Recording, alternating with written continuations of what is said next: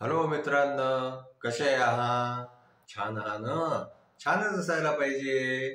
आज की नाही मी तुम्हाला एका तुटलेल्या शेपटीच्या वानराची गोष्ट सांगणार आहे. एकदा काय झालं माहितीये का? एका जंगलामध्ये एक वानर जे आहे ते खायसाठी काहीतरी धुंडत होता.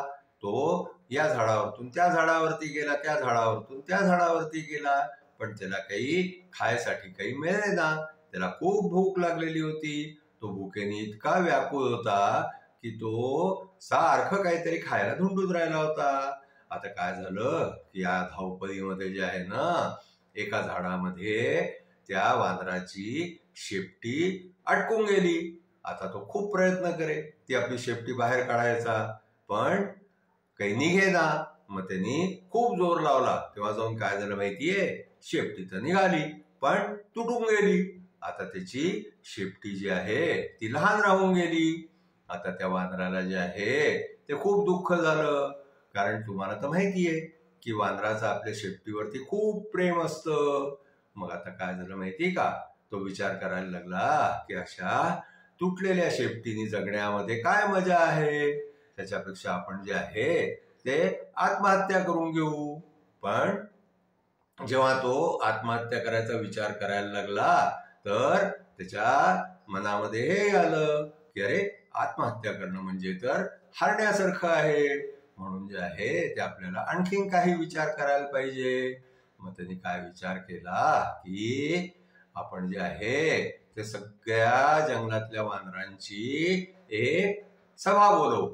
आणखी त्या सगळ्या वानरांना सांगू की आपली आपली शेपटी जी आहे ती कापून छोटी करून टाका, म्हणजे आपल्याला कोणी काहीच म्हणणार नाही, आपल्याकडे कोणी वेगळ्या दृष्टीने पाहणार नाही. मग काय झालं की त्यांनी त्या प्रकारे जे आहे ते सगळ्या वानरांची जंगलातल्या एक सभा बोलवली.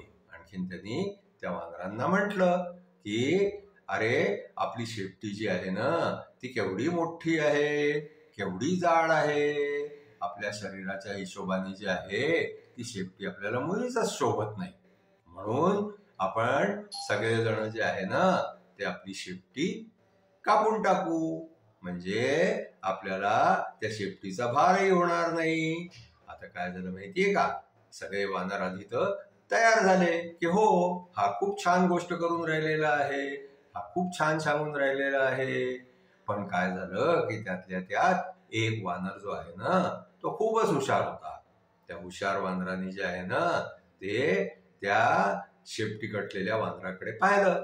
अरे, हिची तर स्वतःची शेपटी कटलेली आहे, म्हणून हा सगळ्यांना सांगून राहिला आहे की आपली आपली शेपटी कापून टाका म्हणून. मग तो त्याला म्हणाला की अरे, तुमची शेपटी कटलेली आहे ना, म्हणून तुम्ही सगळ्यांना सांगता आहात. जर तुमची शेपटी पूर्ण असती तर तुम्ही कशाला सांगितलं असतं. आता त्याचं हे म्हणणं जे आहे ना ते सगळ्या वानरांना पटलं. आणखीन त्या वानरांनी जे आहे ते त्याला नाही म्हटलं की आम्ही आमची शेपटी काही कापणार नाही. आणखीन सगळ्यांनाही हे कळून गेलं की या वानराची शेपटी जी आहे ती तुटलेली आहे, कटलेली आहे. मग त्या वानरांनी जे आहे ना ते तिथं नजीक धूम ठोकली. तो पळत पळत दुसऱ्या जंगलामध्ये चालला गेला. आणखीन या जंगलामधले जे वानर होते ना त्यांची सगळ्यांची शेपटी जशी होती तशी राहिली. आता काय झालं की तो जो हुशार वानर होता ना त्यांनी त्या वानराची जी आहे ना ती बदमाशी, चालाकी ओळखून घेतली.